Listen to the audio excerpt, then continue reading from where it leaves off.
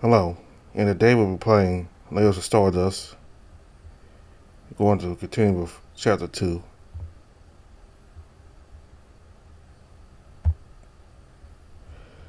The exhaustion from the day before took its toll when Jonathan finally woke up from a dreamless sleep. It was around 9:30 a.m. The sun was already high in the sky, casting its warm rays through the tall window. As he got up, heavily stretching his tired body, he lingered looking through the windows. From his vantage point, Jonathan watched the bustling procession of air traffic crisscrossing in every direction. It felt different, a refreshing change that stirred something deep within him. A smile grazed his lips on a familiar yet welcome sensation. However, a lingering feeling tugged at Jonathan's heart, urging him to stay in his room. There was something he had been avoiding since his arrival, something he kept pushing away. Was it fear, sadness, anger, emotions intertwined, making it difficult to discern one from the other? After a brief search, he located what he had been seeking. Among Leon Peckett's travel bags was an aged leather guitar case. Its appearance spoke of a history of stories untold. Jonathan cradled it gently in his arms, fully aware that this was not the original case. With a heavy heart and bated breath, he released the locks and the case swung open, revealing a broken and battered guitar. Its matte navy color had faded, its body damaged, the strings twisted into disarray. Nestled beside it was a piece of archaic paper,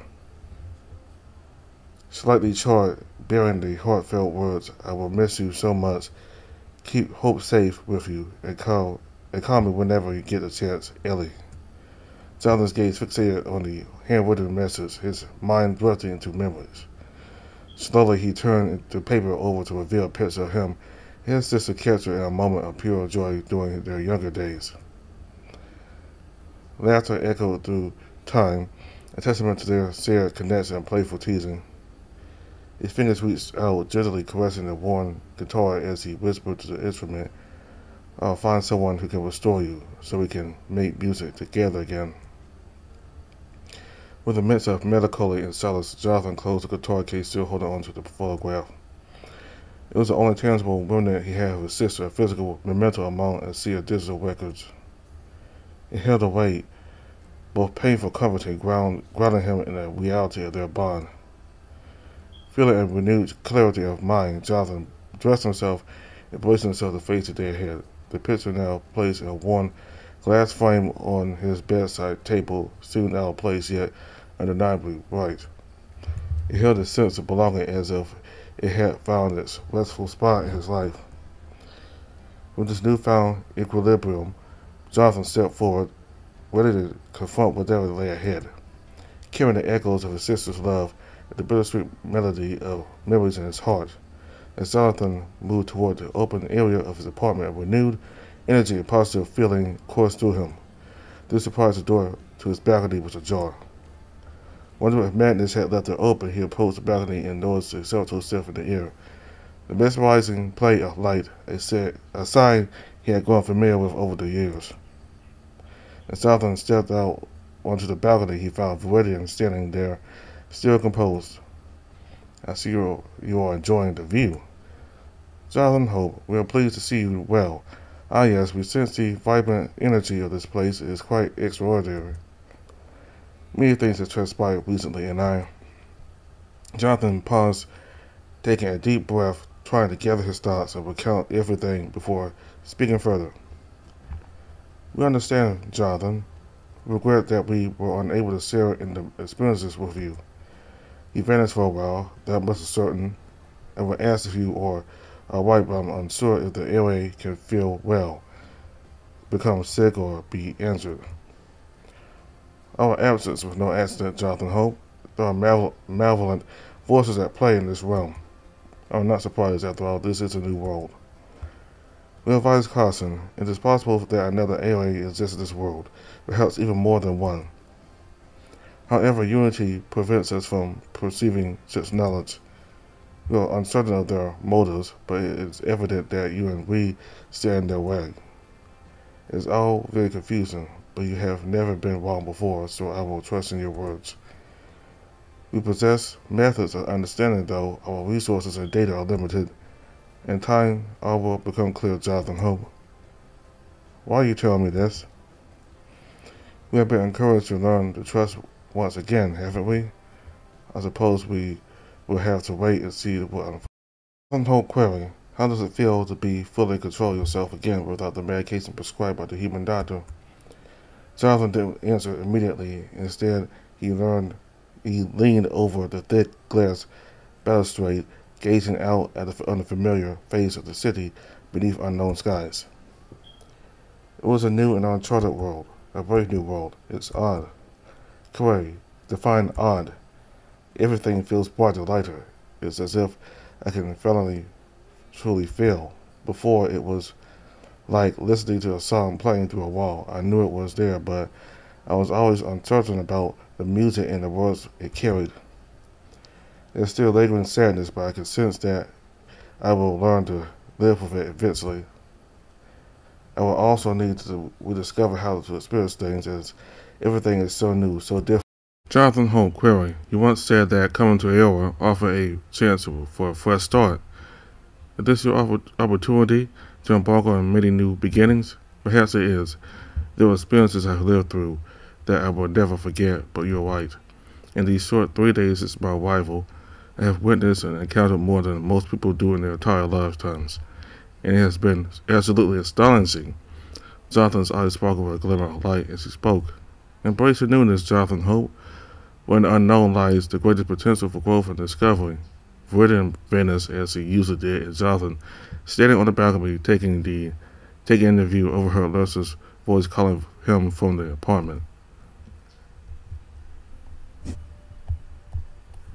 As he walked inside, Lursa stood there with a warm smile greeting him.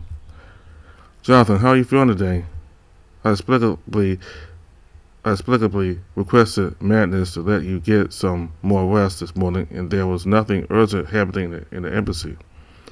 Listen, it's good to see you. I appreciate your thoughtfulness. I could use a bit more rest today. I'm glad, Jonathan. It is important to take care of yourself amidst all the new experiences. It's been quite a journey, though, sir. There are moments of clarity and moments of confusion. But overall, I feel like I'm gradually finding my footing in this new world. It's only natural to have mixed feelings, especially after everything you've been through. Take all the time you need to process and adapt, and remember, we're here to support you every step of the way.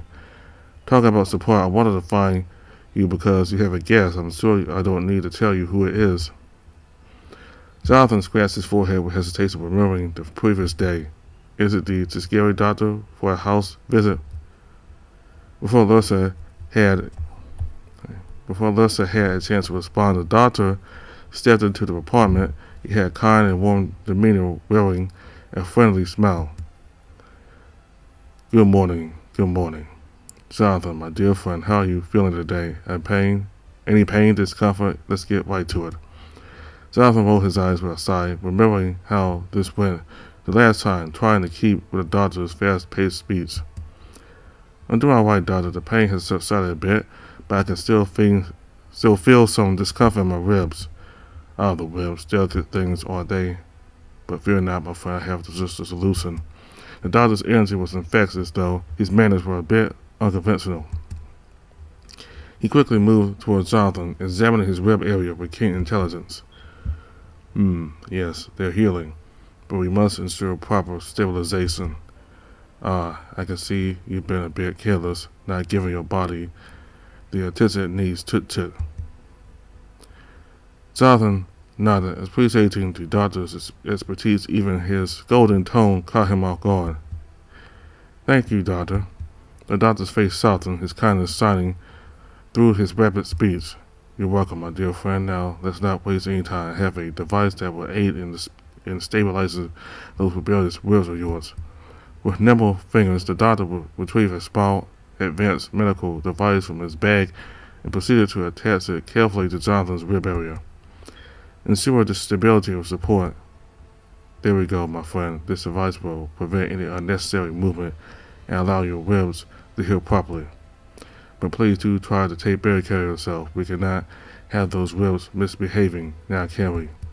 Jonathan couldn't help but chuckle at the doctor's stern yet caring tone. I do my best, Doctor. Thank you for your expertise and for looking after me.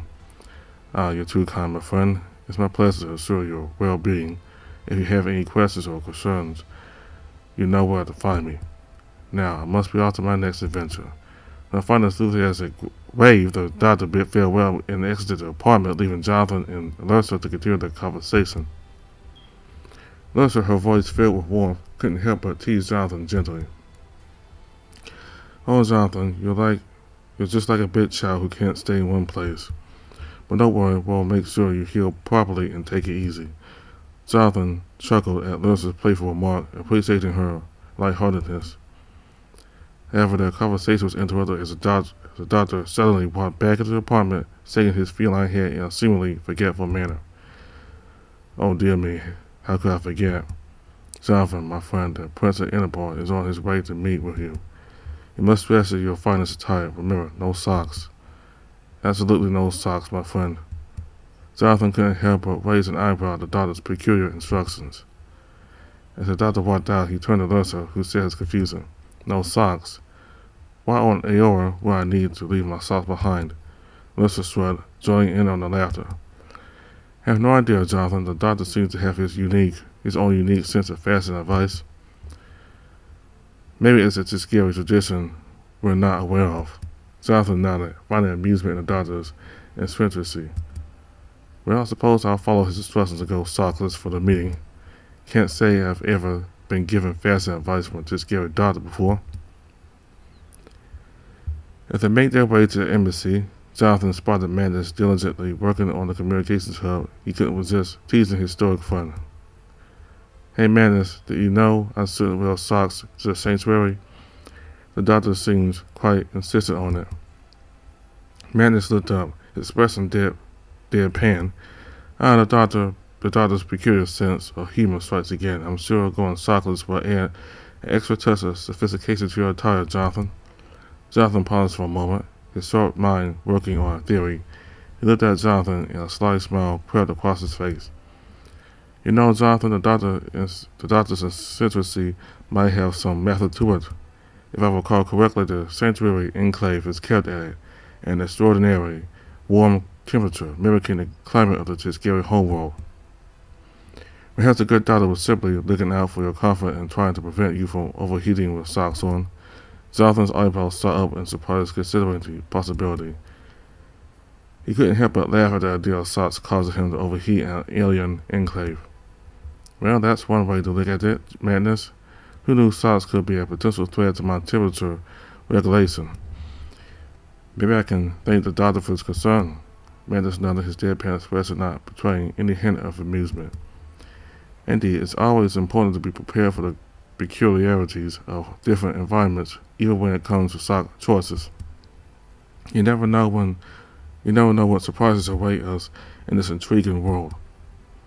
Jonathan chuckled, his eyes gleaming mischievously as he responded to Madness.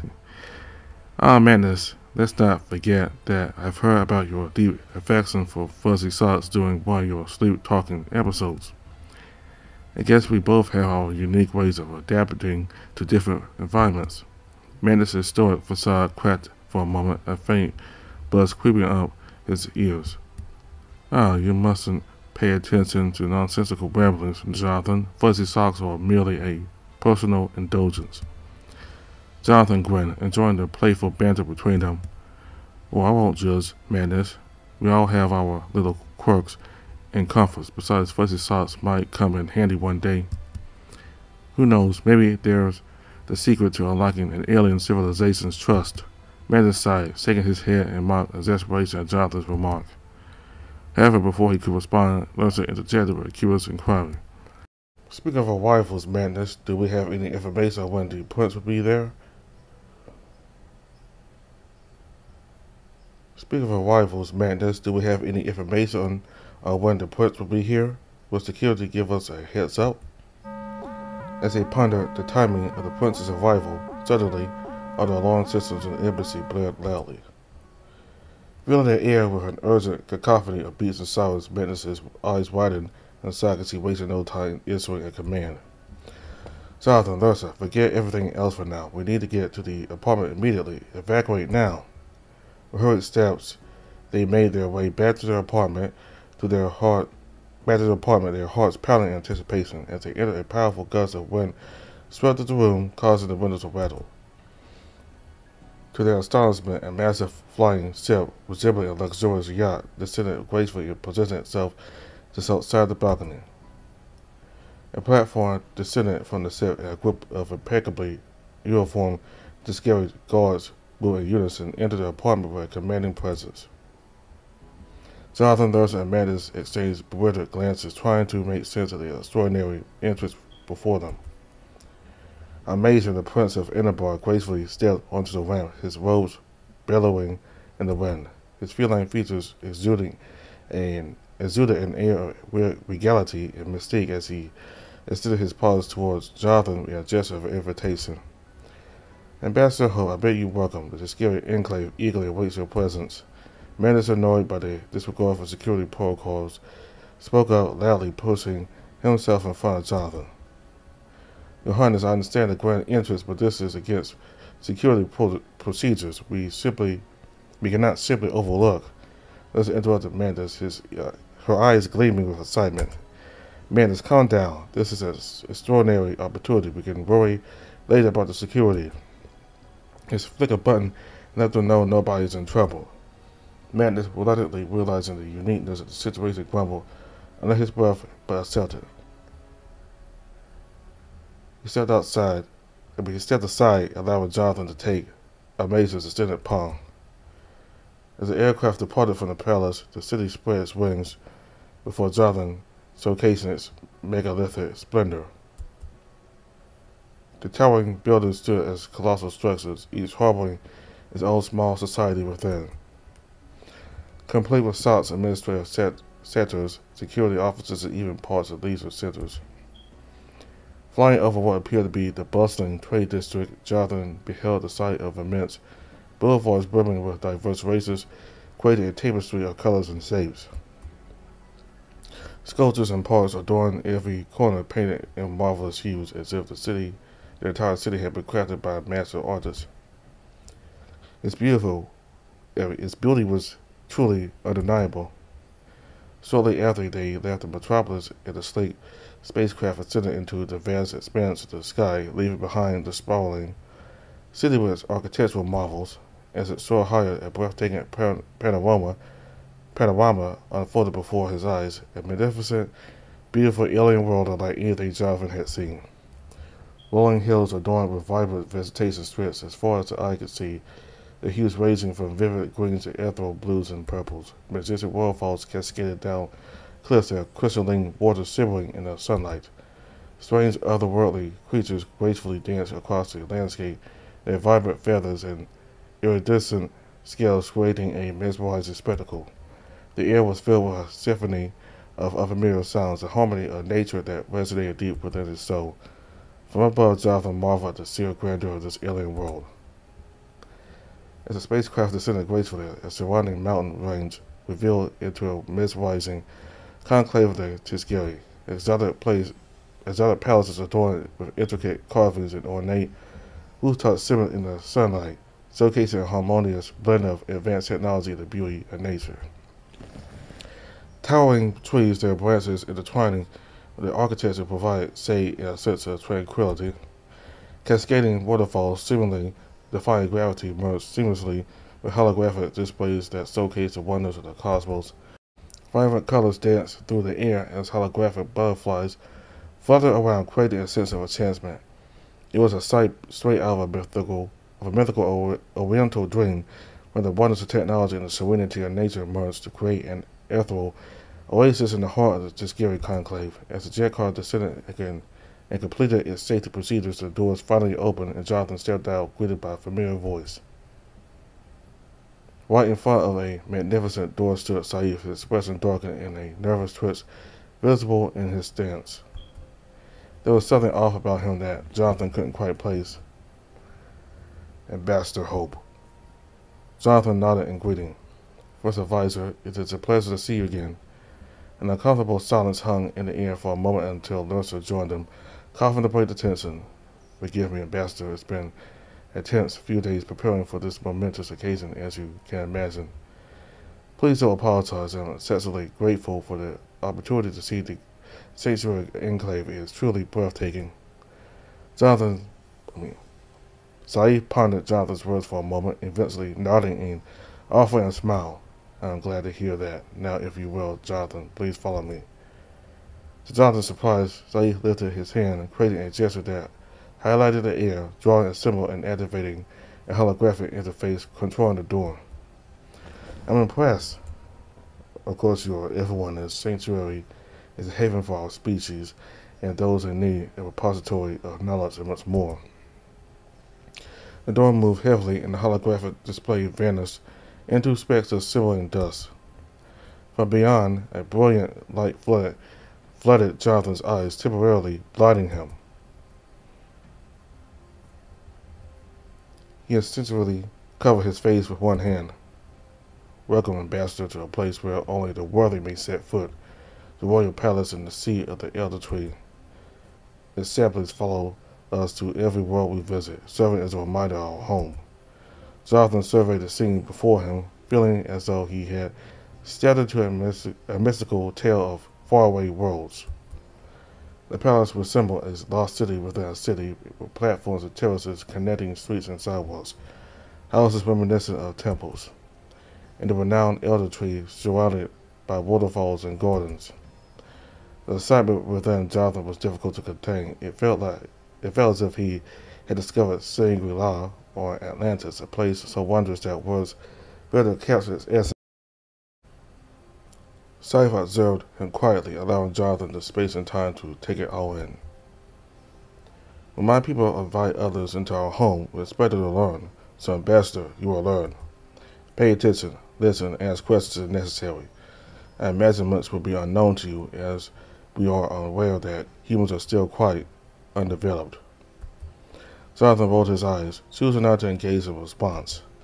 He couldn't help but wonder what had caused Saeed's change in behavior since their first meeting, but he decided to save that question for another time.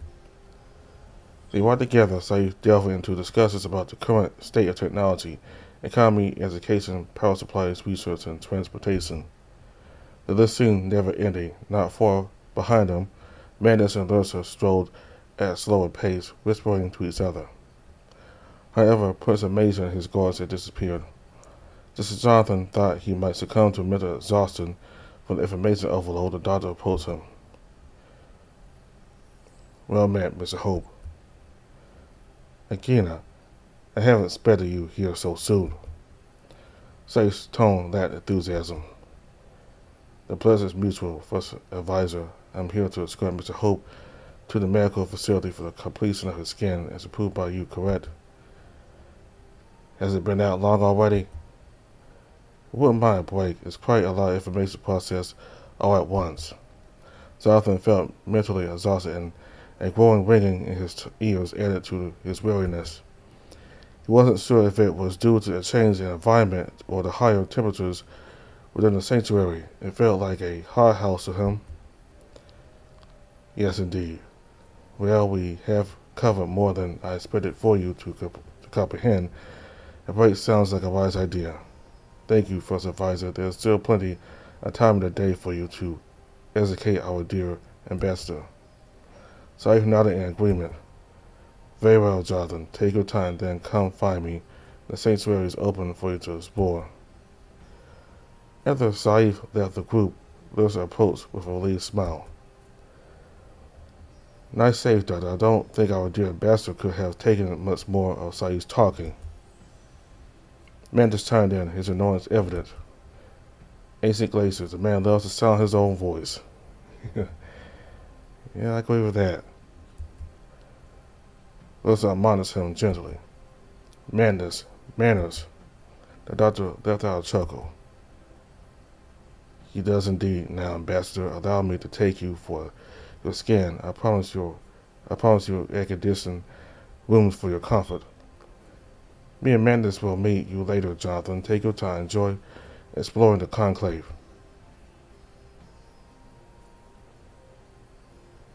As they entered the high-tech alien medical center, Jonathan marveled at the unique blend of technology and nature. The facility was filled with lush plants, open-air areas, and futuristic equipment seamlessly integrated into the surroundings.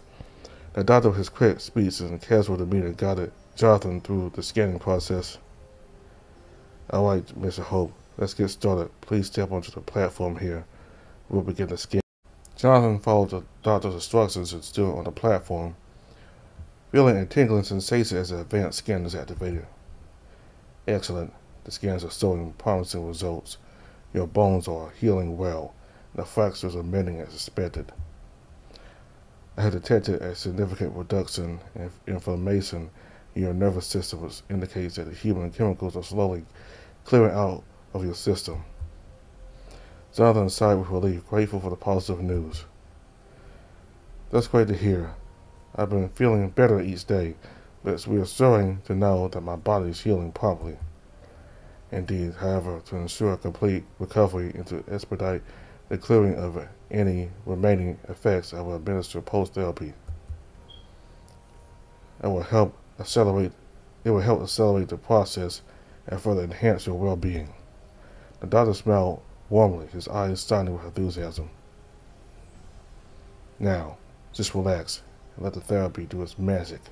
You may experience a mild tingling sensation or a sense of deep relaxation during the procedure. It's perfectly normal." As the doctor initiated the post-therapy, Jonathan closed his eyes, feeling a gentle wave of energy enveloping his body. The tingling sensation spread throughout, soothing his muscles and calming his mind. "Excellent bodily and neurological response, Mr. Holt. The therapy is working precisely as anticipated. You should notice further improvements in your overall well-being in the coming days." "Thank you, Doctor." The doctor chuckled, his voice brimming with genuine warmth. It's all part of the job. I'm glad to have been able to assist you on your journey to recovery. Now remember to take it easy and allow your body to fully heal. No backflips, strenuous marathons, and other weird things you humans may attempt." Jonathan giggled. "Let me assure you, Doctor, it's not something most of the population does for fun." "Interesting. I will update my notes." Now, final nod, the doctor concluded the post-therapy and guided Jonathan off the platform. Before the scary doctor could say anything else, another person joined them, his voice brimming with displeasure. Well, Jonathan, if you wanted a second opinion, you could have just told me you are not happy with my expertise." Dr. Kenzie, I was not aware you would be joining us." "I'm surprised to see you here. To be honest, I'm not sure what you are applying, but the doctor was very helpful since the settled class." "Of course he was. Those murder paws always find a way to be there." "Dr. Kenzie, I was unaware you specialize in surgical procedures and injuries." "Doctor, what I think Alan is trying to say here is that he is displeased about the psychiatric medication therapy." But Mr. Hope, we always discuss this primitive treatments with chemicals like this will impact your overall healing rate. The good doctor maybe should consult with others before he starts meddling." Jonathan pulled his lips, not wanting to say something as he felt a word fight coming between the two. The scary doctor pondered for a moment before responding. "Unfortunately, Dr. Kenzie, the minute Mr. Hope stepped onto the illustrious ground of Aoa, he became my responsibility as the head medical specialist for any and all alien species. I have been appointed by the Emperor and approved by the Prince of Enderbar and the Council of Timosura themselves. This is irrelevant. Jonathan is my patient. I will be making the decisions that are best for him. The health of my patients is more important to me than your personal agenda. Based on your methods, I was sure there was a more cutting-edge approach we could take." "Cutting edge? We're not performing open heart surgery with laser beams there. Here, Mr. Thompson, just needs some good old-fashioned care observation." "Care and observation? How quaint. You do realize we have AI diagnostics, molecular profiling." Yes, and we also have decades of medication and medical tradition and proven methods, Jonathan doesn't need a robot diagnosing his every sneeze. In his archaic stubbornness, the new term for your approach, seeing the results of your previous treatment, I'm sure bleeding patients with leeches is your go-to cure. Nothing says incompetence like your inability to see the human being behind the lab results.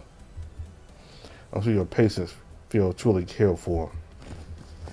And one day, Dr. Kinsey, you'll learn that not every problem can be solved by pouring chemicals on it and hoping for the best. Alan's face twitched into anger and disgust for a moment before he turned around and walked out, not before kicking over a shelf of medical devices. Should I add this to my report about humans too, Mr. Hope? Certain individuals can show emotional instability when things don't go their way they wanted. Jonathan kept looking at the door where Alan left, unsure if the doctor was joking. That was strange. I have never seen him behave like this. Perhaps we're friends. I'm not sure we'll be friends for long. Alan has a very self-centered character, but never like this. Nevertheless, as I was saying, Mr. Hope, perhaps your human friend is scared your quantum DNA will start manifesting. The medication you have been receiving from him has been suppressing it strongly. Wait, how do you know? Please, Mr. Hope, what kind of a doctor would I be if I wasn't aware of those things? True, I just didn't expect. Only the Emperor knew, and the highest ranked diplomat, so...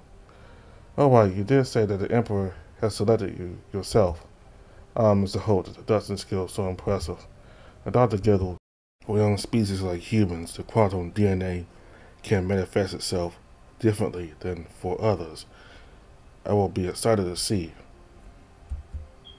The more you interact with the integrated airway technology, the more changes you may notice. But don't be afraid, that doesn't mean unnatural mutations. Your AA friend will be able to tell you more about it. Jonathan thought for a second to mention the odd encounters with static electricity he experienced in recent days, but quickly dismissed it as his own delusions. Thank you, Doctor. I'm sure I will ask Viridian about it, and I'm really sorry for my friend's behavior. The doctor smiled, showing his sharp teeth. All in a work day, Mr. Hope. As he left the medical center, Jonathan couldn't help but marvel at the remarkable blend of advanced technology and natural elements that permeated the Tuskegee enclave.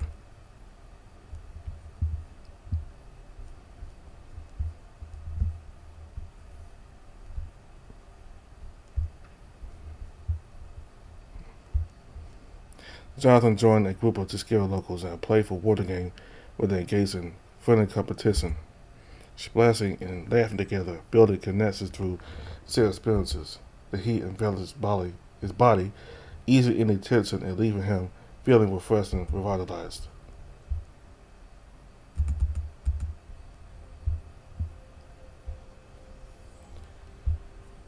Jonathan participated in a unique healing ritual performed by Tuskegee healers. During the ritual, Jonathan was introduced to sacred Tuskegee chants and mantras, their melodic tones resonating with his soul and enhancing the healing process. The soothing vibrations created a profound sense of inner peace.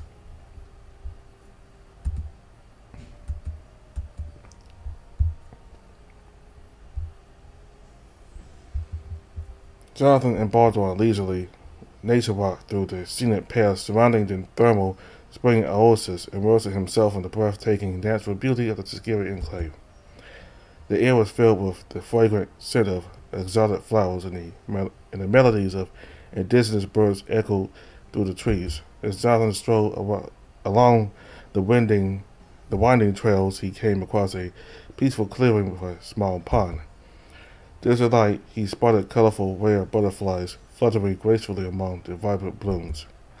Mesmerized by their delicate beauty, Jonathan spent time observing the butterflies' graceful dance and learning about their significance in Tuskegee culture from a knowledgeable guide.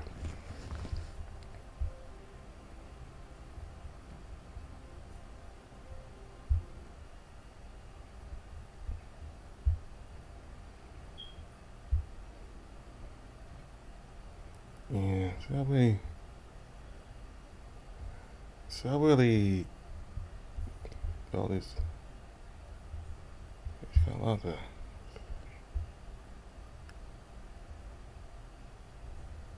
Hmm.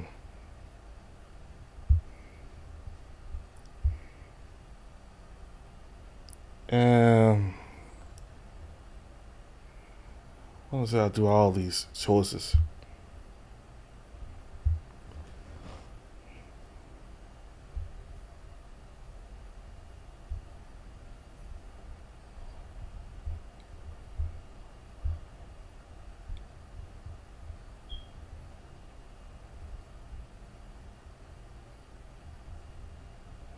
Hmm.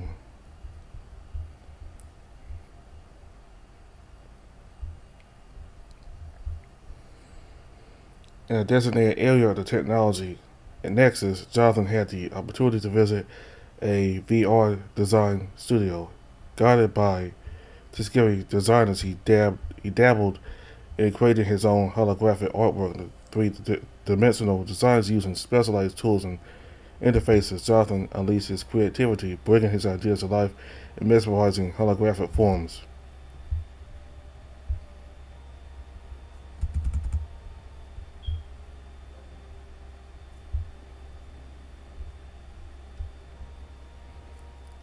In this riveting multiplayer challenge, Jonathan teamed up with fellow players to simulate a high-stakes scenario inspired by his encounter with alien diplomats. Players assumed the roles of ambassadors for different alien races, each with unique attributes and cultural backgrounds. Through collaborative decision-making strategies, negotiations, they navigated the intricate web of diplomatic intricacies to achieve a peaceful resolution.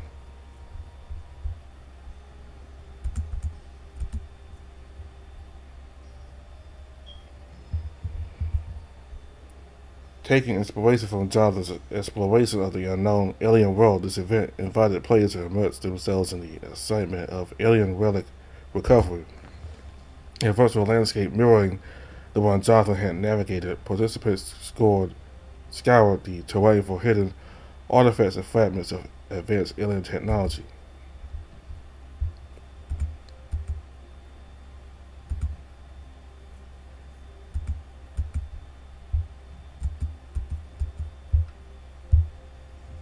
In this thought-provoking event, players undertook an archaeological puzzle inspired by Jonathan's unraveling of the lost civilization's history. Guided by AI-generated clues, they embarked on a virtual journey to decipher the civilization's language, cultural symbols, and technological innovations. By solving intricate puzzles reminiscent of those Jonathan had encountered, players gradually unveiled the mysteries of the past, forging a deeper connection with the ancient societies that once thrived in the distant corner of the universe.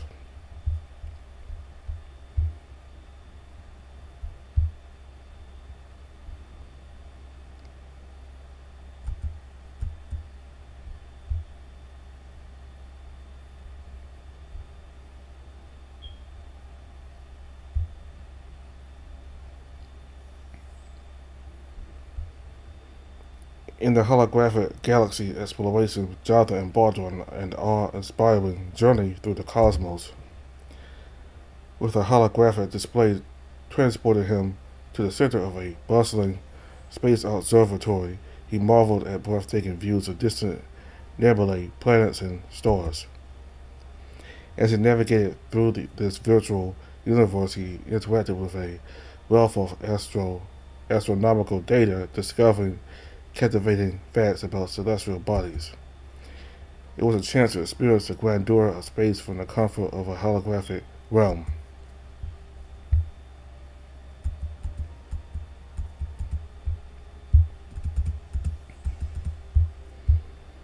In this captivating holographic world experience, Jonathan ventured to a serene, enchanted forest.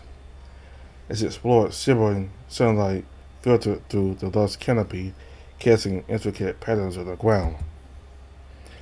Interactive creatures responded to his presence, leading him toward leading him on a journey through dense foliage and trickling streams.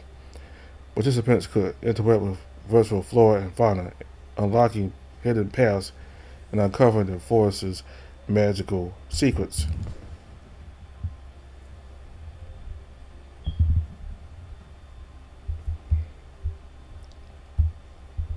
Enter the realm of theoretical physics. Jonathan engaged with holographic presentations that broke down the complexities of quantum mechanics.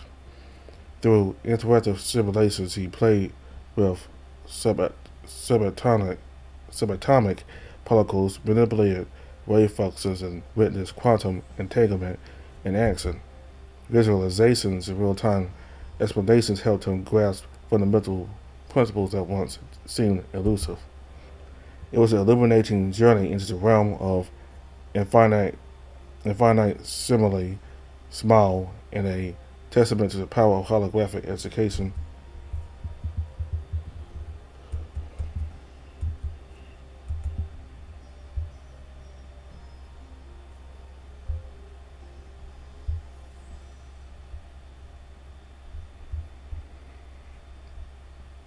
Jonathan ventured to the virtual art gallery where art merged seamlessly with the natural world. The exhibits feature sculptures grown from living organisms, each piece evolving over time. As he walked through bioluminescent gardens and observed living canvases that reacted to his presence, he realized that the inhabitants of this planet saw art as a symbiotic relationship with their environment. The experience left him pondering the deep connection between art, life, and the universe. Entering an art gallery on a quantum entangled alien world, Jonathan encountered artworks that existed simultaneously in different states. Holographic displays showcased paintings that shifted and transformed with each observation, revealing layers of meaning and emotion. Through the gallery's AI interpreter, he learned that these artworks were reflections of the planet's fluid reality, where time, space, and perception were interconnected.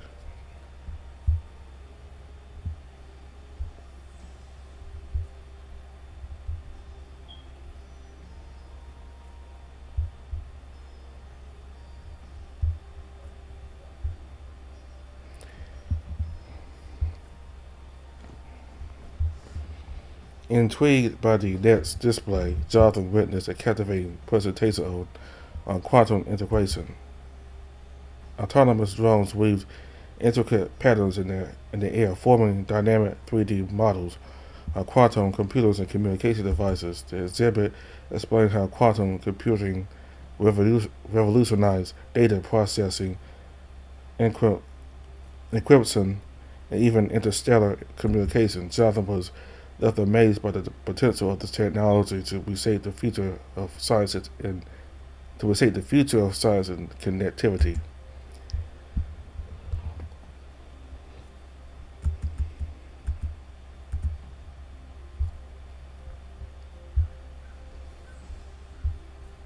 Curious to learn more, Jonathan moved to an exhibit that showcased the use of robot companions in exploration.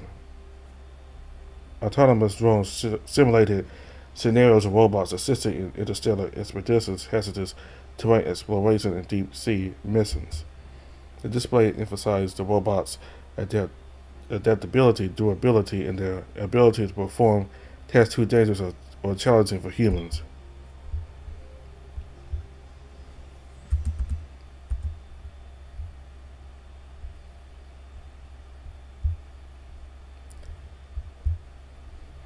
Moving deeper into the exhibition, Jonathan encountered an interactive showcase focusing on innovations in robotic AI.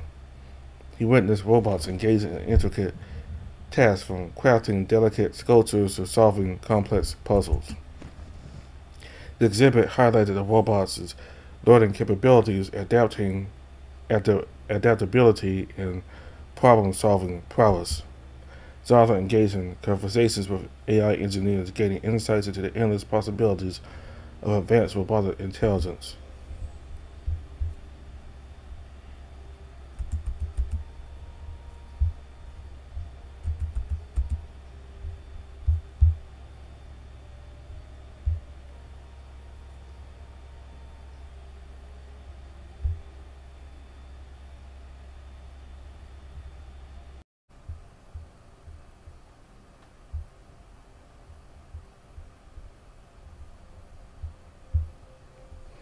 While exploring the crafts market, Jonathan stumbled upon a designated area solely dedicated to cultural exchange. It was a vibrant and bustling space where Tuskegee artisans and visitors from other alien races had gathered to share their unique artistic traditions and learn from one another. The atmosphere was filled with excitement and curiosity as artisans showcased their craftsmanship and engaged in lively conversations.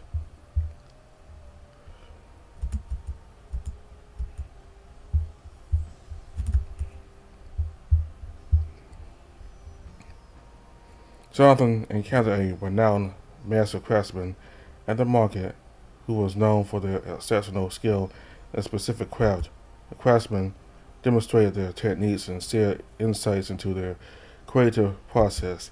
Jonathan had the opportunity to engage in a conversation with the master craftsmen, learning about their inspirations and the cultural significance of their craft. He even received a small demonstration and tutorial on the craft, gaining a first-hand experience of the master's expertise.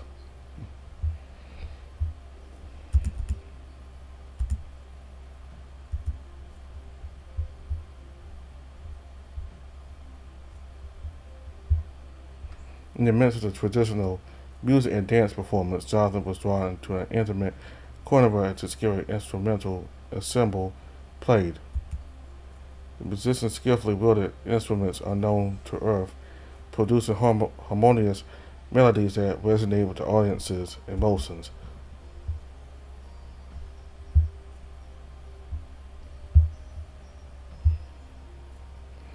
As the evening unfolded, the atmosphere shifted to a more vibrant energy with a dance fusion show. Jonathan watched in amazement as the Tuskegee dancers blended their traditional dance forms with modern choreography, creating a unique and dynamic performance. The fusion of ancient and contemporary movements told a story of cultural evolution, leaving a lasting impression on Jonathan's senses.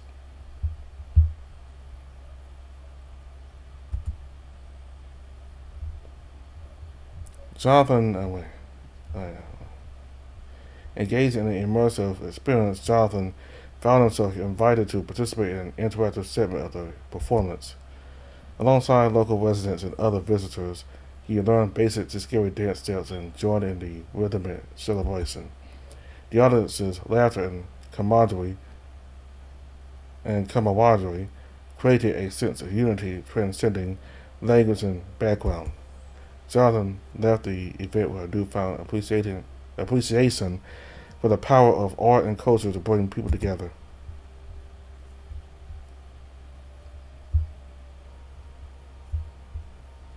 In the art workshop, Jonathan was introduced to the ancient art of Tuskegee carving.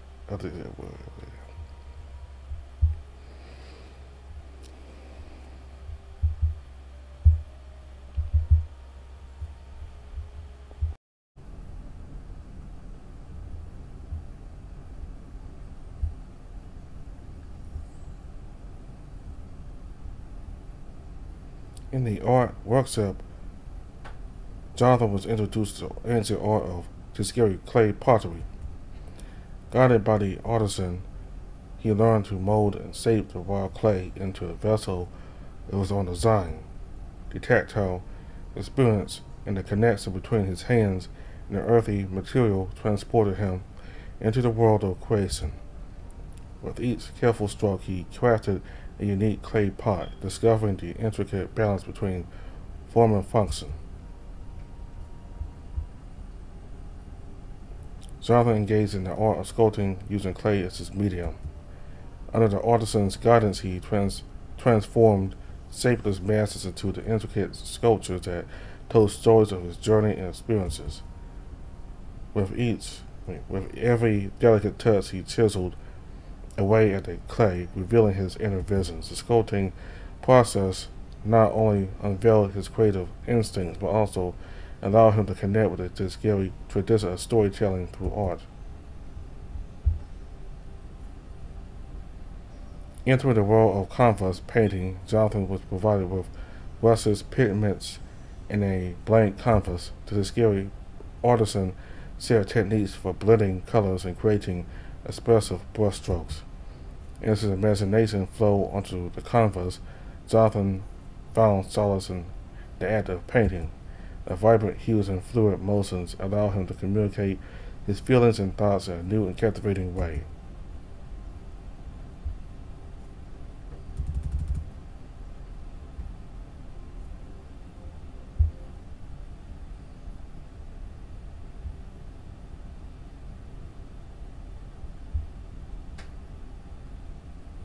Jonathan stood as a spectator witnessing a group of seasoned Tuskegee warriors engage in a captivating martial arts demonstration. Their movements were a harmonious blend of strength, precision, and fluidity, showcasing the deep-rooted tradition of combat training among the Tuskegee. As he watched in awe, he gained insight into their unique techniques and the philosophy that underpinned their martial arts practice.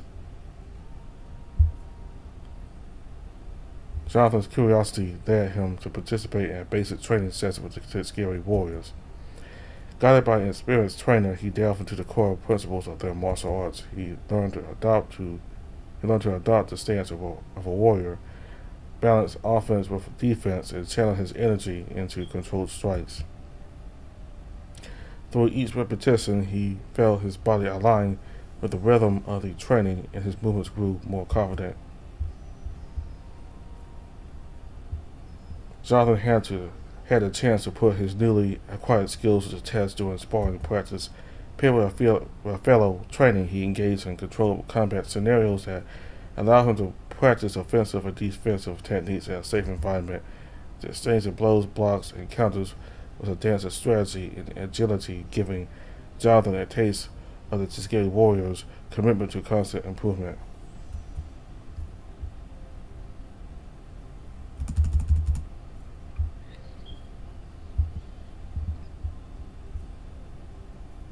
Driven by his fascination, Jonathan decided to try his hand at Tuskegee archery.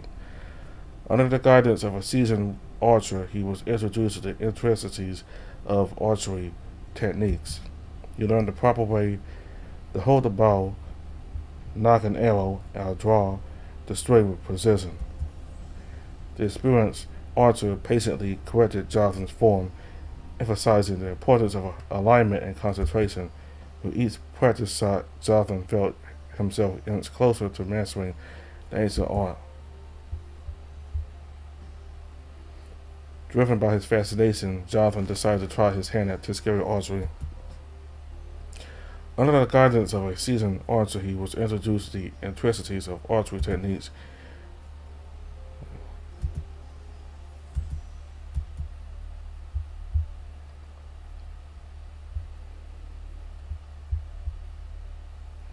Upon entering the arena, Jonathan was greeted by a sprawling obstacle course that stretched out before him. The course was a maze of challenges, from towering walls to swaying rope bridges designed to push participants to their limits. As he took in the sight, he could hear the cheers and encouragement of the Tuskegee recruits who were already engaged in the course.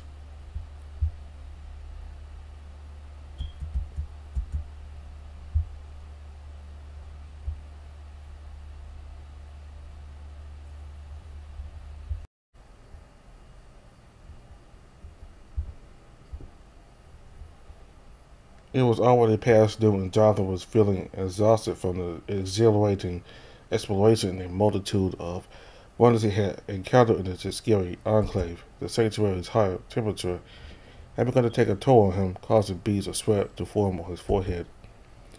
He was grateful that he had heeded the doctor's peculiar advice not to wear socks in this environment, as it provided some relief. The thought of his sockless feet brought a smile to his face, reminding him of the little quirks and adaptations he had embraced during his time here. Determined to find his friends, Jonathan decided to approach one of the nearby Tuskegee guards for information. The guard, with their sleek feline features and imposing stature, stood alert and ready to assist. Jonathan politely approached, noting the distinctive uniform that distinguished them as a guardian of the enclave. "Excuse me," Jonathan said, his voice slightly breathless from the heat. I've been exploring the enclave. I was wondering if you could help me find my friends. Would you be able to let me know where To fight expected madness and my advisor Lursa, they are part of the Earth's embassy delegation. The guard's eyes, with a glimmer of curiosity, locked on to Jonathan. They considered his request for a moment before responding in a deep, resonating voice. They were last observed heading towards the Al-Baraka Garden in the Sama Terrace, but that was some time ago. They may not be there anymore. I will take my chances. Jonathan expressed his gratitude with a nod and a sincere smile, appreciating the guard's helpfulness. He thanked them and made his way in the direction of the Al-Baraka Garden. As he walked, he marveled at the seamless integration of technology and nature in the enclave's architecture and design. It was a harmonious blend with vibrant gardens and ornate structures coexisting in perfect harmony. Upon arriving at the Al-Baraka Garden, Jonathan realized soon that Bandits and Lursa were nowhere to be found.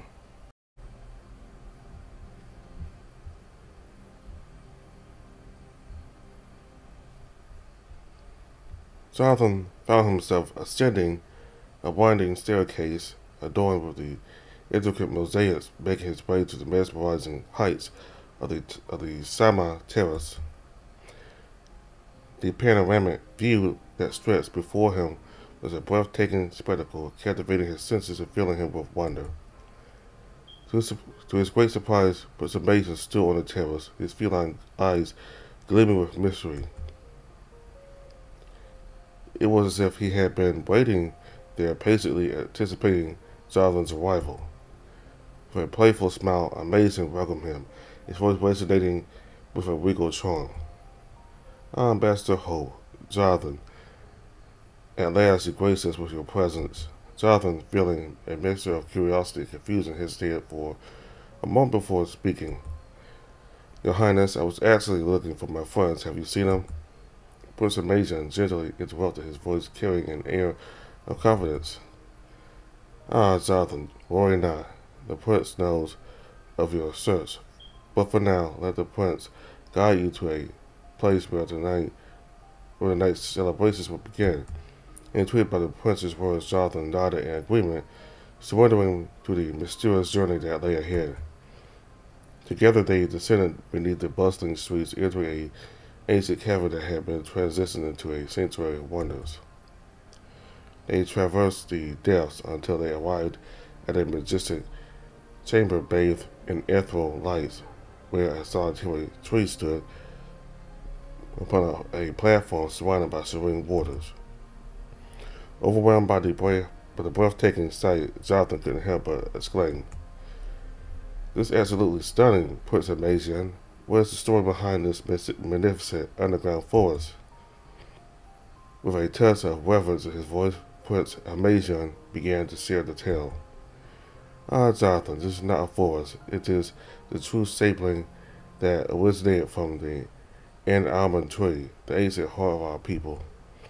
It represents our heritage, our connection to the past, and the wisdom that dwells within its time-worn branches. Not many in the past were invited to see it. But why am I being granted this privilege, Prince Amazing? What does it mean? With a mischievous twinkle in his eyes, Prince Amazing leaned closer, his voice whispered the secrets. Dear Jonathan, the prince knows of your recent loss. He invites you to join him in a private celebration, a festival of lights, where we honor those who came before us. This moment shared between us in the presence of the sacred tree is a gift bestowed upon you by a prince and a friend. Touched by the prince's gesture, Jonathan asked, "Thank you, Your Highness. That means the world to me. And have you, too, lost someone dear to your heart?" Prince Amazing, his gaze fixed upon the tranquil waters encircling the platform, offered a wistful smile. Jonathan, the prince, has bid farewell to family and friends. Let us remember them together. With this, the prince leaned down and picked up two elaborate lanterns and offered one of them to Jonathan. With a sense of purpose, Jonathan accepted the lantern that the prince offered, its gentle glow dancing in his hands. Let us honor them and all those who have departed, he said, determination resonating in his voice. Side by side, Jonathan and Prince Amazing approached the waters, their lanterns poised for release. With a sad reverence, they submerged their lanterns, watching as they floated away, casting a radiant reflection upon the surface. In that moment of quiet contemplation, they stood united, bound by the threads of loss, of shared loss and remembrance. As the lanterns drifted into the distance, their ethereal light guiding the way, Jonathan and Prince Amazing rose to their feet. The prince extended his paw, his gaze alight with anticipation. Now, Jonathan, let us ascend to the surface and immerse ourselves in the celebration that awaits. The night beckons, adorned by 1,000 floating lanterns and the enchantment of lights. Jonathan felt a sense of awe coursing through his veins and reached out, putting his hand in the prince's paw that closed with firm grip. Lead the way, Prince Amazing. I'm ready for whatever unfolds. They ascended to the surface, staring out onto the Sama terrace. Jonathan's eyes widened in astonishment as he beheld the sight before him. The night sky was adorned with a tapestry of 1,000 floating lanterns, their gentle flow illuminating the darkness. The streets below, pulsed with life, alive with vibrant lights and joyous laughter. A smile spread across Jonathan's face as he took in the breathtaking serene. Truly it is a sight to behold, Your Highness. Hand in paw, they ventured forth, descending from the terrace to join the vibrant streets below. Jonathan smiled, the glittering lights reflected in his eyes while Amazing gazed at him curiously. The ambassador didn't even notice he held the prince's paw for months longer than it was expected.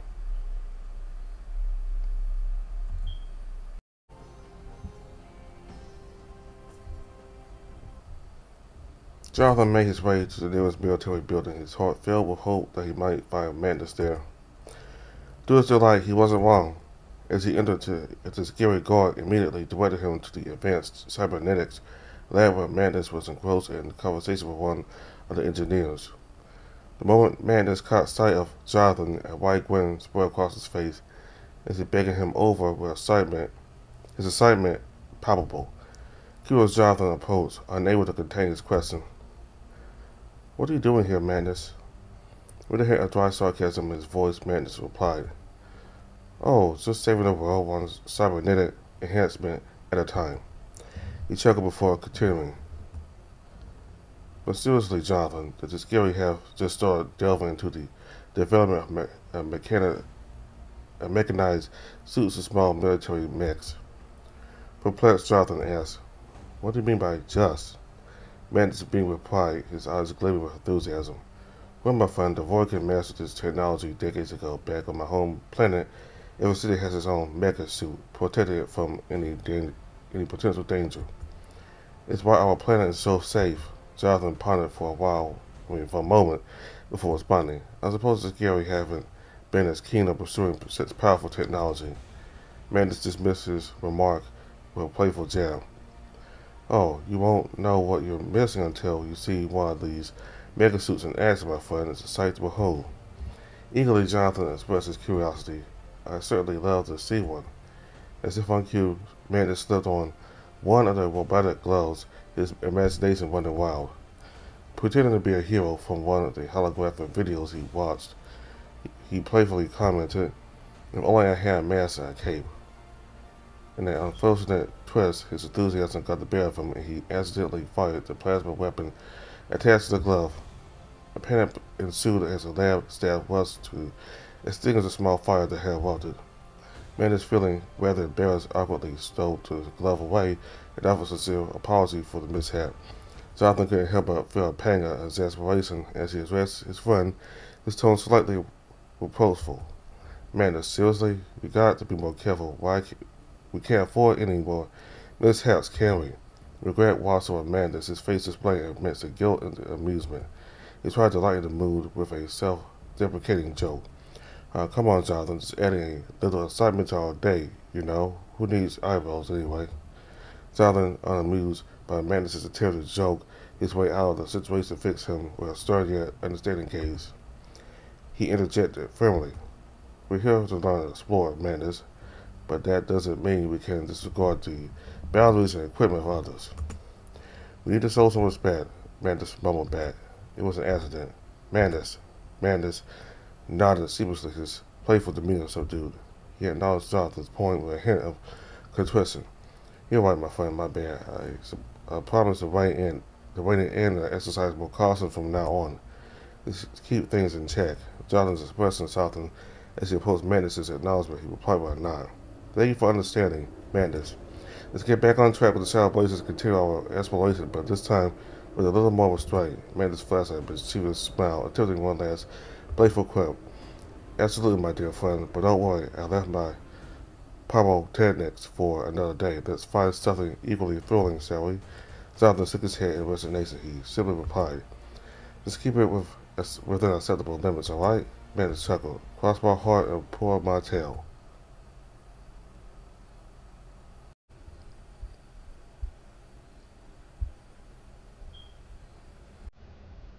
Jonathan decided to explore the streets nearby the terrace and eventually found himself in a quiet quarter of the city, filled with trees and stunning sculptures. As he walked along the path, he came across a row of black stones arranged in lines. It took a moment for him to realize that these were ledger stones bearing the names of individuals along with the dates of their passing and their respective races and planets they hailed from. It was known as Al Wadifa al-Mat, the monument of the fallen. And as Jonathan approached the first stone, his eyes scanning the engraved words, then moved on to the second and the ones that followed. As he reached the edge of the fourth stone, he noticed a figure standing by, his paws gently resting on one of the stones. It was Lena who, upon noticing Jonathan's presence, quickly let go and offered a solemn nod. Jonathan, determined to avoid any potential tension, greeted Leland politely. "Hello, Your Highness." To his surprise, Leland responded calmly and inquired about Jonathan's presence in this particular area. "Ambassador Hope, hello. What brings you here? I would have expected you to take part in the celebrations that have already started." In his voice, Jonathan explained that he had been searching for his friends and had come across the monument by chance. Intrigued, he couldn't help but ask Leland about the significance of the names etched on the stones. "Forgive me, but who are those fallen? Were they a part of the Empire?"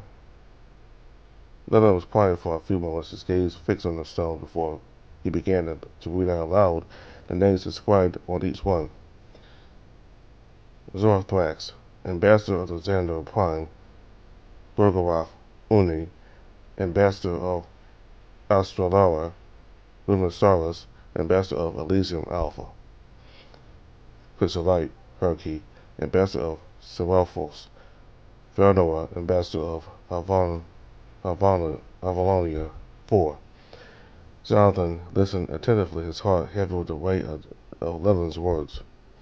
Each one of them and many more friends, the Empire forged alliances with many worlds, embracing them as partners. These ledger stones carry the names of ambassadors from diverse planets, each one representing a cherished friend whose civilization had come to an end. Nature's course is relentless, and even the most powerful rulers cannot defy its inevitability. Jonathan's heart grew heavy with the realization that even in an advanced empire, the cycle of life and loss remains an inescapable truth. As they stood together in the presence of the monument, Jonathan and Leland shared a moment of quiet reverence. Finally, Leland spoke, his voice carrying a coldness that was not intended to be rude. "Ambassador, you mentioned yesterday that I am easy to read, judging by my behavior. Well, let me clarify. We will work together as required by my father, but do not try to be my friend. I neither need nor want another bright-eyed, naive alien following me, making grand promises that could lead to the demise of his entire world, whether by a nuclear winter or a catastrophic meteorite." Leland's words struck Jonathan deeply, leaving him feeling thoroughly embarrassed and remorseful. "Your Highness, I apologize. That will suffice, Ambassador. Now you know where you stand. In fact, you know more than most. I expect you to take this to heart and think twice before speaking." With those final words, Leland turned and walked away, leaving Jonathan in a heavy silence. among the stones that seemed to whisper, reminding him of his own arrogance and foolishness.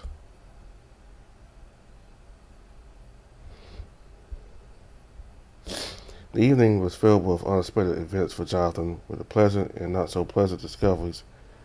As he stood on the terrace, surrounded by a lively crowd of Tuscany and other alien beings, Luther approached him. "Jonathan, I hear you've been quite busy again. Indeed, the sanctuary is a marvelous place. I hope I'll be invited to visit again. And the Festival of Lights is both precious and heartwarming." Luther nodded in agreement. "That it is, Ambassador." There was a momentary pause as Luther seemed to be contemplating something. Jonathan, curious, asked, "What is it that you're referring to, then?" "You play the innocent game well, Jonathan, but this old woman knows a thing or two, or three." She smiled mysteriously and fell silent. Jonathan coughed nervously and suddenly remembered something, trying to change the subject. "I completely forgot to find Saif to continue our tour." Luther chuckled. "You're certainly not the first, nor will you be the last, Jonathan. The first advisor can be a bit—" Jonathan finished her sentence with a knowing smile. "Boy?" "I was trying to find more diplomatic description, but fine, you're right. He can be rather boring. Heavens and oceans, I can't stand it when he starts talking." Jonathan teased her gently. "Oh, Luther, that's uncharacteristically impolite of you. We should all be prepared for the day when you actually say something mean about somebody." "Ah, that would indeed be quite the day, won't it?" "I'm grateful you're here, Luther. You've been a tremendous help, patient and supportive. Who knows what I'd be doing right now if it weren't for you." Luther's expression softened. "Oh, I know exactly what would be happening, my dear Jonathan, so I'll remind you of the chaos madness can cause. But thank you. I truly appreciate your words." The two of them stood together for a while longer, chatting and gazing up at the night sky adorned with thousands of floating lanterns, their warm glow resembling shimmering stars.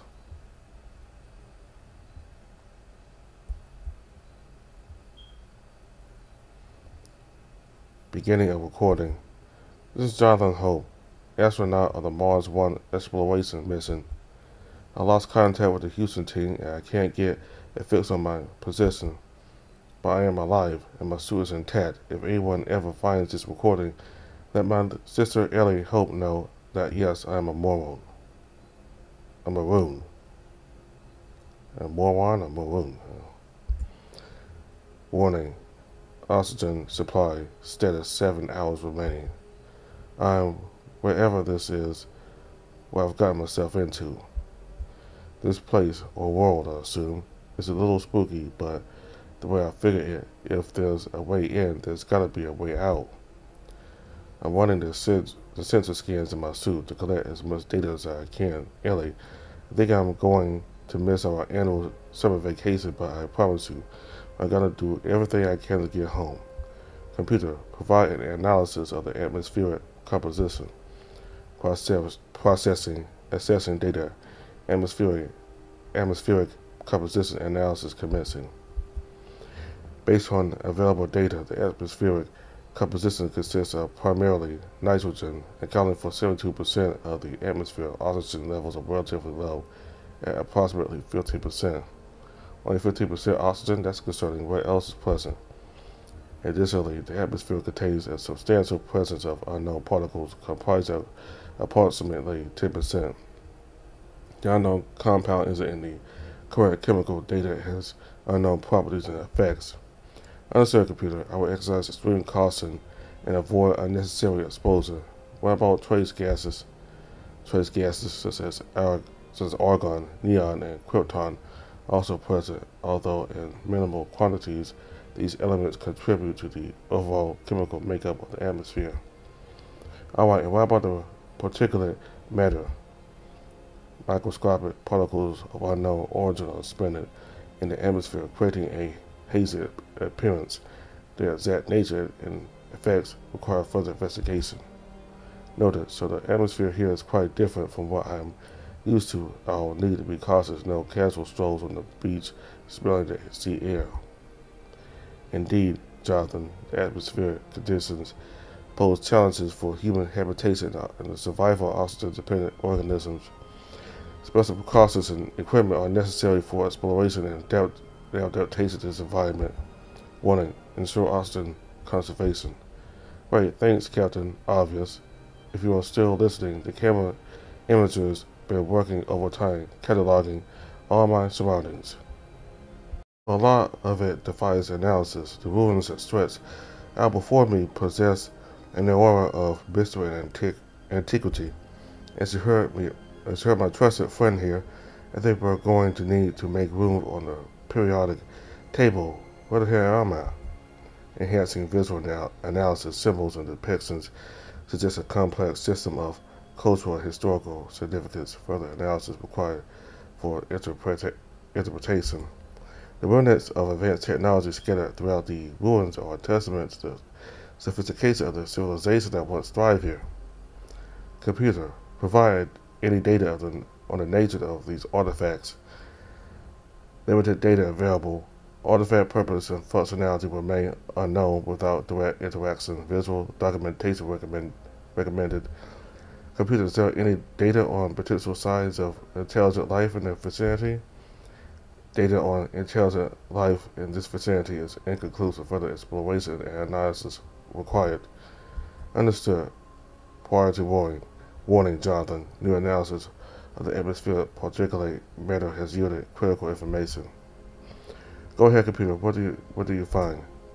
The additional analysis reveals that the temperature of unknown element buildup in the atmosphere is accompanied by significant traces of radioactive isotopes. These isotopes are consistent with the aftermath of a large-scale nuclear event. Nuclear event? Are you saying this world has experienced a catastrophic event? Affirmative, Jonathan. The toxicity levels of the surroundings and the atmospheric composition all indicate that your surroundings are in the late stages of what can be classified as a nuclear winter following an unknown event. Current data is limited regarding the precise extent. Apart from the nuclear winter conditions, there is evidence suggesting bombardment by an unknown type of weapon. The ruins and damaged structures you have scanned in your surroundings will support this hypothesis. Warning: ensure oxygen conservation. Recording ended. Jonathan jolted awake, his heart pounding in his chest as a loud, urgent sound indicated an incoming message on his private holo hub. He stumbled out of the bed, his weary body protesting against the sudden disruption. With bleary eyes, he fumbled to answer the call. It was Luz, her face filled with a mix of concern and determination. Good morning, Jonathan. She greeted, her voice carrying an apologetic tone. I'm sorry for waking you up, but I just received word from the Imperial office. The Emperor is requesting an urgent meeting regarding the final day of the celebrations. You need to get ready. Jonathan rubbed his temples, trying to shake off the remnants of sleep. The urgency in Luz's voice told him that this was no ordinary meeting. He nodded, his mind already racing to comprehend the implications. Thank you, Luz. I'll be ready when you arrive. Before Jonathan could even process the situation fully, a knock on his bedroom door came through. This time it was Mandus, his usual carefree tone replaced by one of great concern. Jonathan, sir, I hope you are at least wearing underwear. I'm coming in. Mandus? Jonathan's voice trembled with unease. He didn't have time to get upset as Mandus barged in. What's the matter? Mandus let out a heavy sigh, his voice filled with a mix of worry and urgency. Jonathan, you won't like the news I have.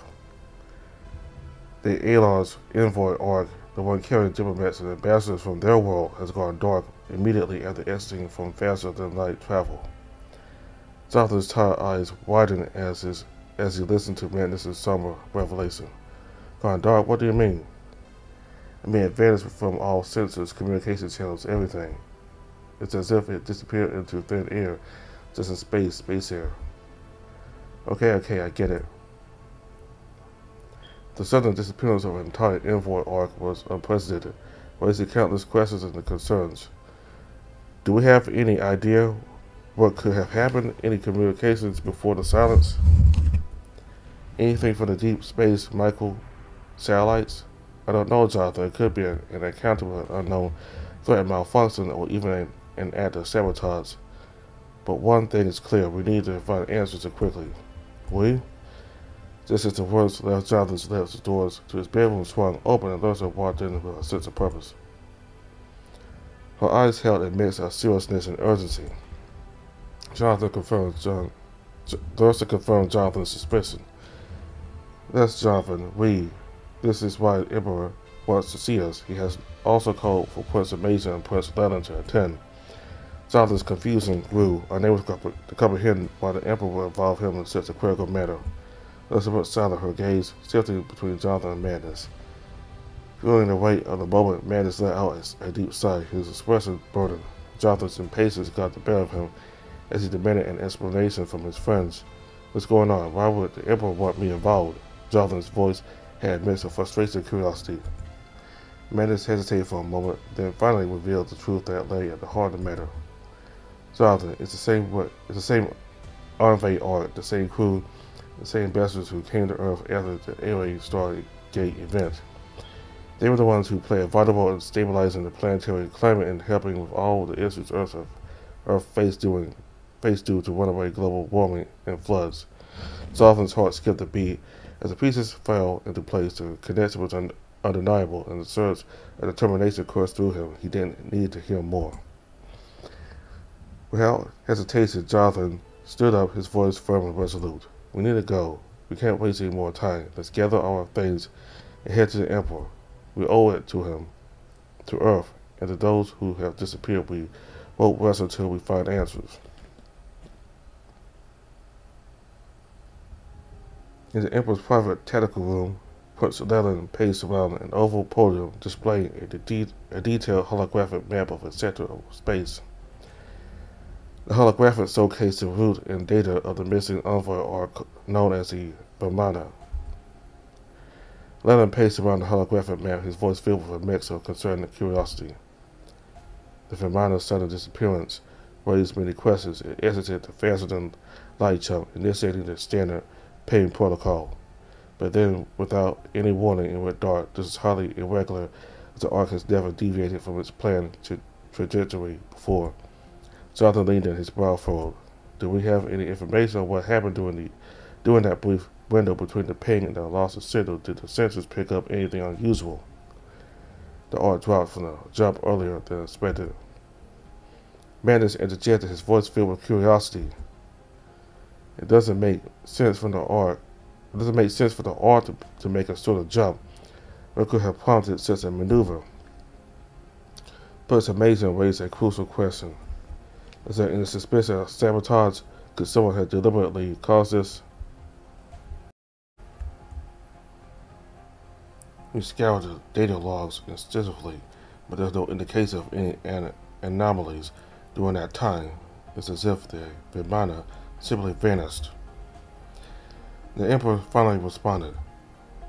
Unlikely to be a sabotage, traces of data would have been recorded in the ping. The sudden darkness suggests something more sinister. Madness, even the pragmatists chimed in with a hint of skepticism. Or perhaps it's a technical malfunction. The complexity of the arc's systems leaves room for unexpected failures. Jonathan's eyes darted across the holographic display, analyzing the intricate details of the data. He leaned in closer, his voice filled with curiosity. Leland, can we zoom in on the LTL drive core readings? I want to see if there are any anomalies that could provide further insights. Leland adjusted the hologram, zooming in on the specific section of the data that Jonathan requested. As the information expanded before them, Jonathan's brows furrowed in concentration. Look here, why would there be a 0.7% fluctuation in the LTL core only seconds before the arc dropped out of the jump? Compare it to the negligible fluctuations throughout the rest of the trail never exceeded 0.0001%. With sensibilization, Jonathan sought confirmation. When a ship drops out of LTL, the data will drop dramatically, correct? Neighbor's eyes gleamed with curiosity as he sensed Jonathan's train of thought. Jonathan continued. The only thing I know that could cause such a significant fluctuation in an LTL drive core would be passing 2 months to a postal order. Amazing finished his sentence, his voice filled with understanding. An AFTL inhibitor. Manders leaned forward, his voice filled with urgency. So we're dealing with pilots. They must have deployed an FTL inhibitor to force a Verminer off of its jump. Neighbor sighed heavily, his weariness evident. I had hoped that all pirate outposts had been dealt with. Our security forces constantly monitor Imperial space. This incident occurred just outside our territory is deeply concerning.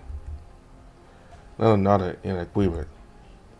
Indeed, this goes beyond mere piracy. It appears to be a meticulously planned operation. The pirates must have been monitoring the route for a long time, waiting for the perfect opportunity to strike. Manders furrowed his brows, his mind racing with possibilities. Going outside Imperial space will require a specialized force. We need to assess the situation discreetly without attracting further attention from other pirate factions. The Emperor's gaze shifted between the gathered individuals. That's precisely why I have called upon all of you. Your unique abilities and connections make you well suited for this mission. But let me be clear, it is a dangerous undertaking. Jonathan, his voice filled with concern, interjected. Forgive me, Your Highness, but sending 2 princes, an ambassador, and a council on such a perilous mission, is it wise? Won't it create diplomatic issues if we are caught? Let's try to apologize for Jonathan's boldness, but to her surprise, the Emperor smiled. Jonathan, your question is not impolite. In fact, it shows wisdom. However, there's a reason I have chosen each of you. You all share a unique characteristic, the quantum gene, a gift bestowed upon intelligent races by the AOA. It allows you to safely access and pilot AOA technology, with the Verminer heavily relies upon. Manders let out a deep breath, his eyes widening. That means that there aren't many individuals registered with the active gene. Your unique skills, expertise, and military training makes you the best candidates to face this challenge.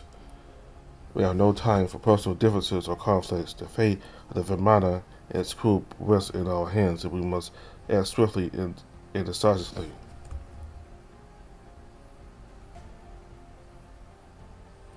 A small spacecraft glided through the faster-than-light hyperstream, its occupants filled with immense apprehensive determination.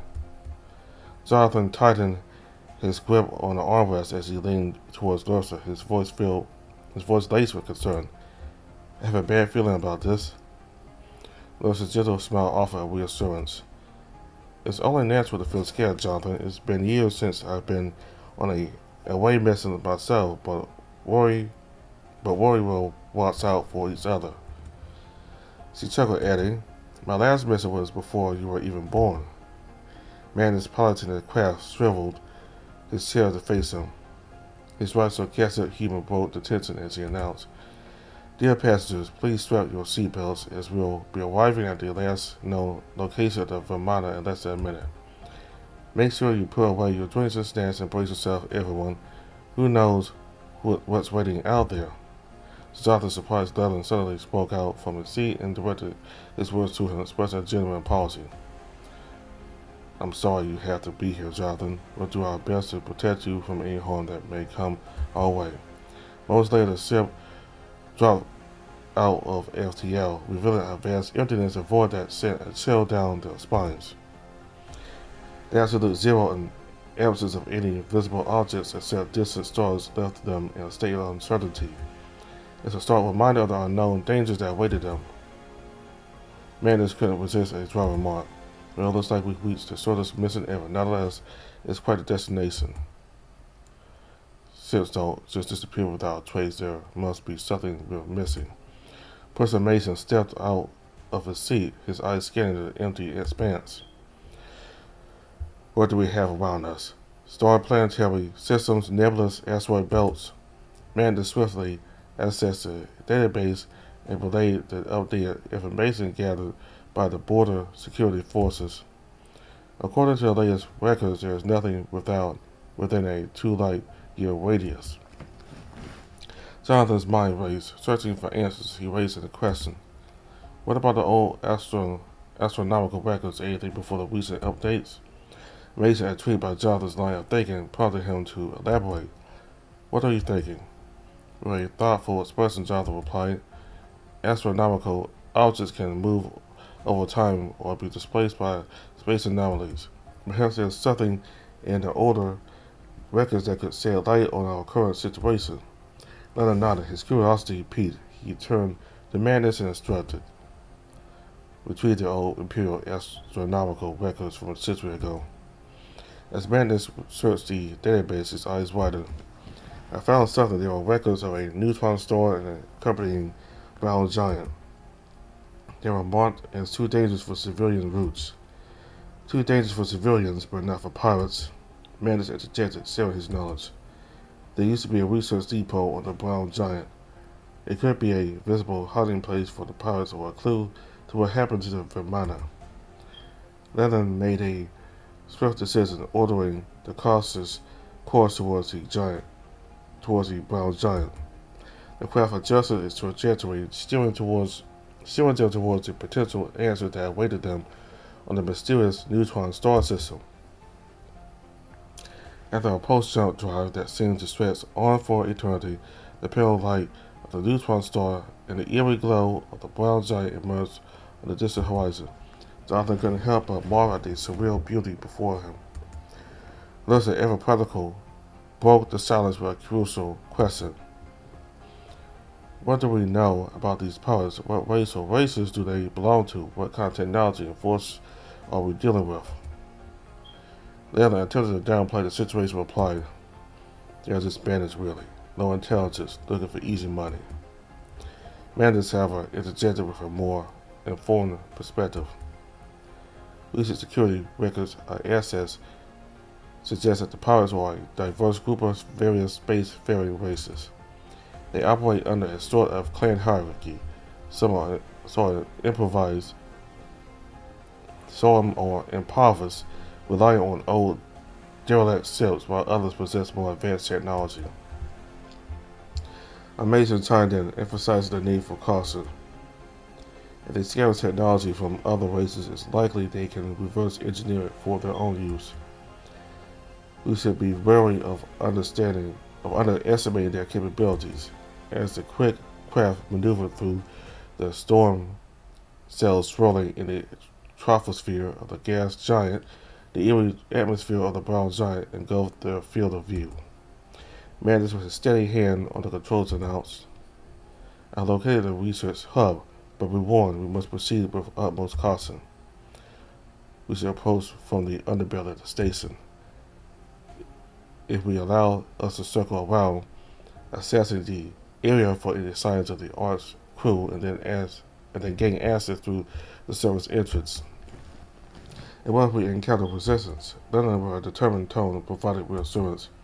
Our primary objective is to gather information and assess the situation. We will prioritize diplomacy and seek a peaceful resolution. However, we must be prepared for any contingencies. Do those contingencies include laser guns? What do we know about the defense of the research hub? Are we expecting any hostile forces? Unfortunately for us, the archives don't contain any information about the actual interior of the station. Madness paused for a moment, checking the ship's instruments. The closer we are getting to the hub, the more erroneous the readings are becoming. That's concerning. Jonathan asked a question in his mind.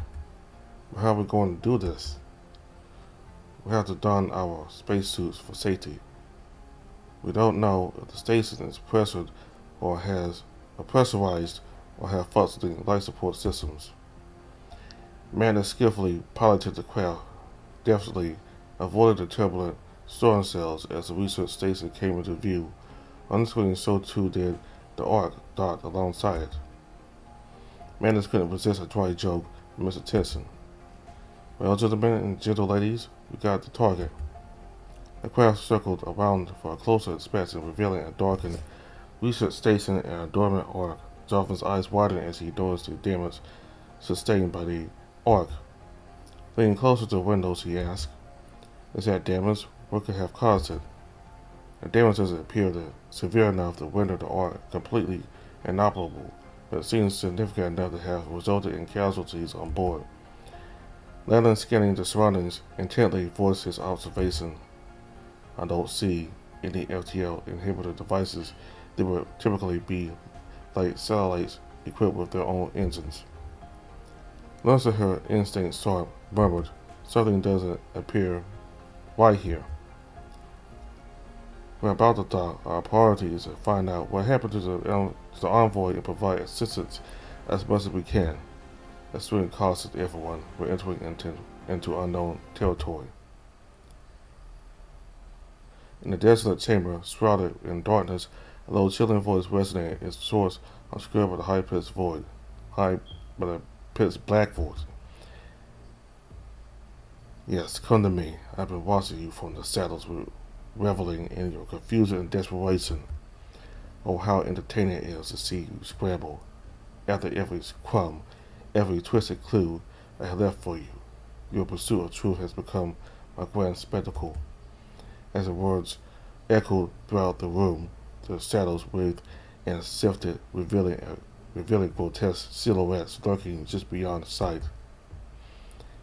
"You see, I crave the thrill of your fear, the intoxicating aroma of your desperation. I want you to follow my breadcrumbs, to delve deeper into this dark dance I orchestrated. It pleases me to no end, knowing you all are unknowing, stumbling towards your doom." With each word, the darkness around seemed to grow thicker, suffocating and claustrophobic. "Embrace your despair, for it sustains me. The more you struggle, the more you suffer, the sweeter the feast." The grotesque figures shifted alert, ready to strike, while the unknown adversary's laughter echoed through the chilling void. "Go, my pets, bring them to me. Entertain me." And so the wicked game has only just begun, and the unsuspecting prey were tangled in a nightmare's web they couldn't fathom. You have reached the end of the current update. I hope you enjoyed it. If you found any flaws, bugs, typos, or errors, don't hesitate to let me know on the official Moonlight's Art Discord. With love, Bob. And so we covered everything so far for Layers of Stardust. This new version of it. And so we haven't really gotten to the roots yet. But I don't know how if the old version of it, the new version will come together. Will this be like a continuation of the 3 roots from the old version? I'm not really sure, but anyway.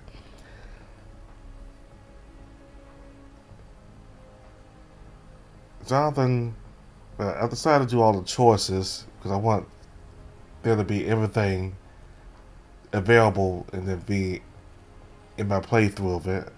I want Jonathan to experience everything about the culture from Prince and Magian's people, as well as the culture from Madness's people, and the culture from Prince Eleven's people.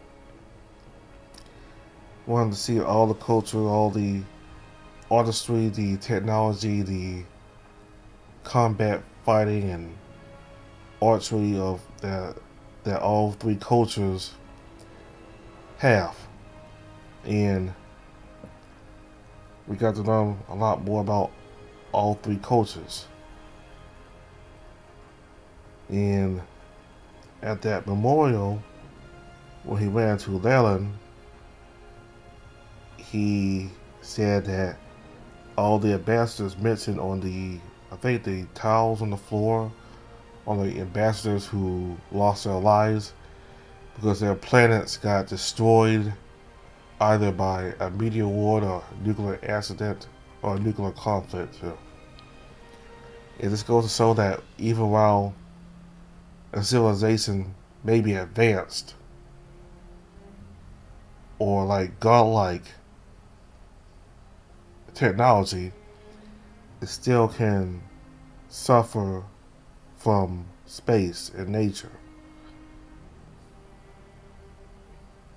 It can still end and being advanced technologically doesn't stop that from happening. And all the lost societies and that Jonathan found as an astronaut on Mars, that's another example. I mean, even advanced societies can be destroyed, whether from space or from the people themselves.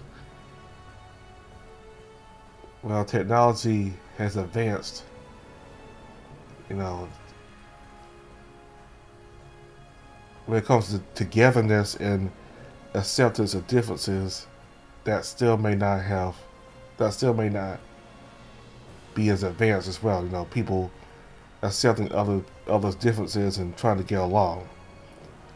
That certainly hasn't advanced a whole lot. I mean, like here on Earth, sure, technology has improved in the last 100 years, but there's still conflict around the world. In fact, there's even more conflict around the world now than ever, to be honest. So, Leland is still kind of hostile towards Jonathan in the memorial, but by the time they got on the ship and headed towards the scene of the incident involving the space ship with this foreign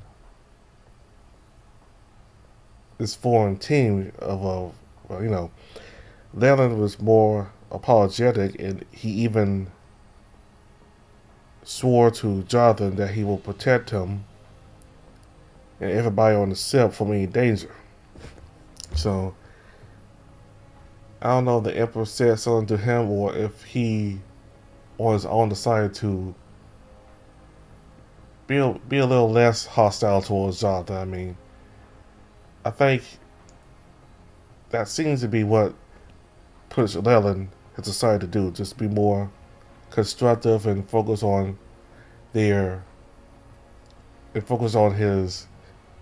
professional relationship with Jonathan instead of letting his personal views of Jonathan dominate the way he works with Jonathan, because you let your personal views impact the way you two operate professionally, that could harm the progress, both of them, that could harm their progress in solving this mystery, this SIP. So I think Prince Leland decided to just bury the hatchet for now and just work with Jonathan. About Saif, who is the royal advisor to Prince Amazian, he's still pretty much the same in this version of the game. He has a contempt towards Jonathan because Earth is not on the same level as his people is when it comes to technology. And he gets to the point where he says that his society is so advanced and complicated that if he gave Jonathan a tour, that Jonathan would not be able to understand it, what he was saying, because he's a human from a primitive world. And I'm sure if scientists and other people from Earth were in Jonathan's position, they certainly would understand more of what Saif would say. I'm sure they would understand a lot more what Saif was saying. Now, not all civilizations are the same. Some are more advanced than others. Others may not be as advanced, but they're on their way to becoming advanced, and some are just very primitive. Technology starts off at different times. So, while it's scary, well, people like Saif are proud of the accomplishments of their society. That doesn't make it okay for them to be arrogant towards those who are not quite as advanced as them. And about the Tuskegee, it seems like their culture is more based out on Indian culture. You know, in India, based on the architecture and the music and the clothes they wear. And Madness's people, the Vorkin, I think they're a little bit more advanced than Tuskegee. They're a little bit more technologically advanced than the Tuskegee, but their society seems to be, I don't know if it was based on Rome, but the architecture certainly looks very similar to Rome.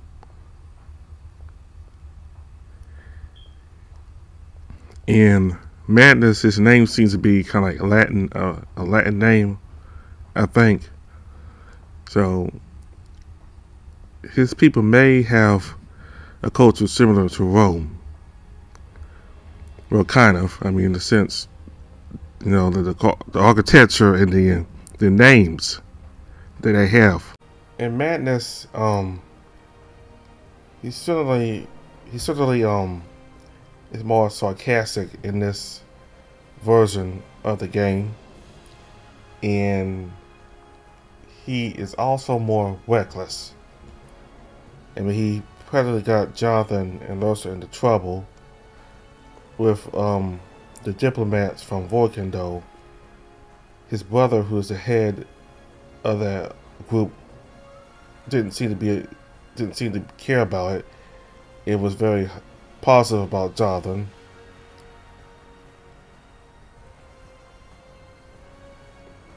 And